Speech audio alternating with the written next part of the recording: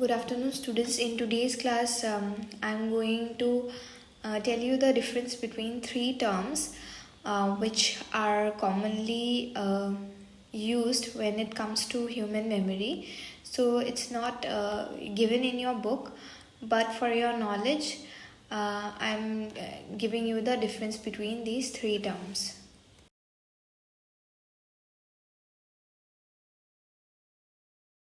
Although you do not have a specific topic on dementia and Alzheimer's in your book, but then these two diseases are related to memory loss, so I'm explaining it to you all. Being a student of psychology, if you are studying things about memory, so you have to know uh, certain things about the diseases which are related to memory loss. So I'm sure that you must have heard about the term Alzheimer's in your day-to-day life. I'm sure that if a person who is old and cannot remember things and keeps doing the same thing again and again, then doctors say that the old person is suffering from Alzheimer. So this is one common term I think you must have heard time and again. And I'm sure you all have grandparents or other old people in your family, and some or the other must have suffered from diseases which the doctors term as Alzheimer or dementia.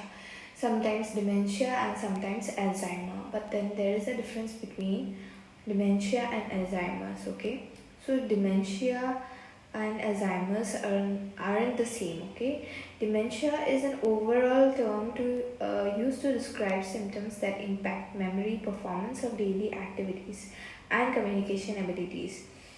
And Alzheimer's disease is the most common type of dementia. So dementia is like the umbrella term, and Alzheimer's is the most common type of dementia. So Alzheimer is a type of dementia. Okay, so Alzheimer's disease gets worse with time and affects memory, language, and thought.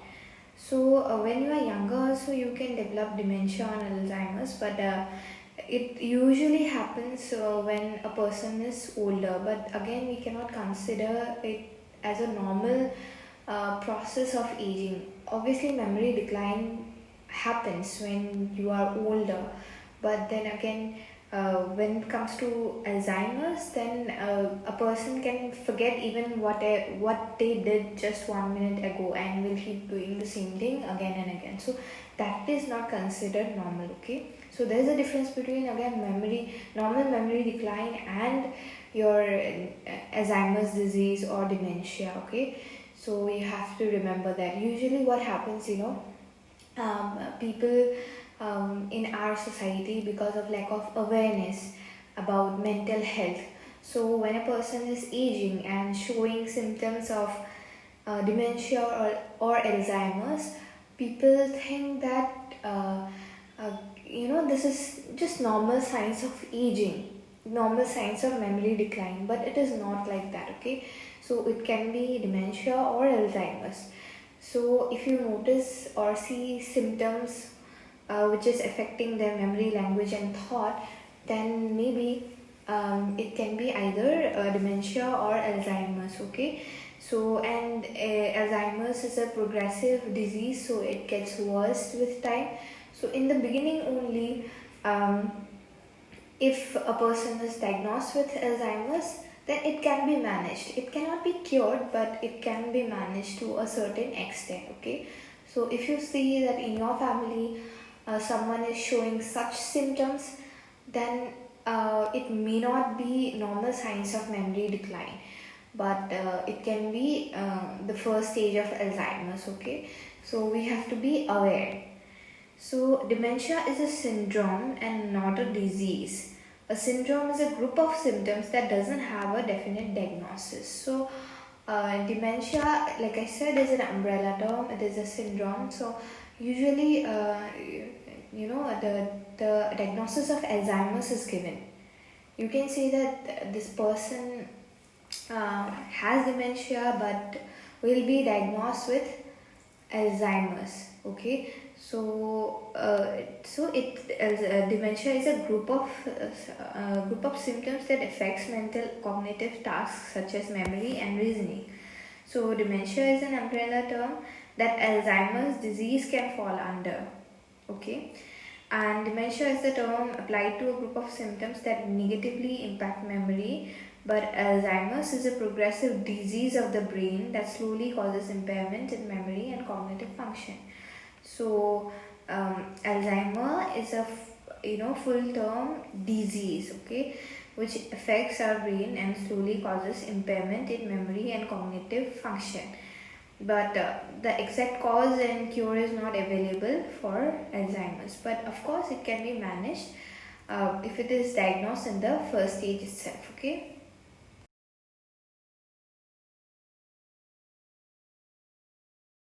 So now let us look at the difference between amnesia and dementia. So amnesia is inability to remember events for a period of time, often due to brain injury, illness, or the effects of drugs or alcohol. So sometimes we may forget certain things over a period of time, and no matter how much you try, you cannot recall those memories. Okay, so it can happen due to brain injury, accidents, some kind of illness, or the effects of drug or alcohol. People who have been abusing drugs or alcohol also for a long period of time, they have issues with memories and they cannot remember certain events from their lives, or they may forget certain periods of their certain periods of time from their lives. So that is known as your amnesia. Okay, and amnesia is a symptom. So it can occur after an epileptic seizure or brain trauma. So one can forget what has happened after a car accident due to some organic issues in the brain. So some part of the brain gets damaged, and it can happen because of that reason. Okay, and also psychological trauma also is there. Okay, sometimes some people are abused or they go through some psychological trauma, so that can also be one reason of amnesia, which I have already told you in one of your classes.